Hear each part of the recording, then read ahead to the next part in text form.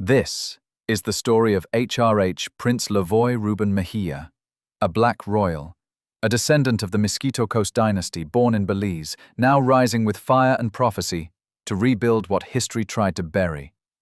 While most people chase wealth, he creates power, and not with money, but with land, vision, and divine legacy. She asked him what he does. He said, "I'm building a kingdom." She never left.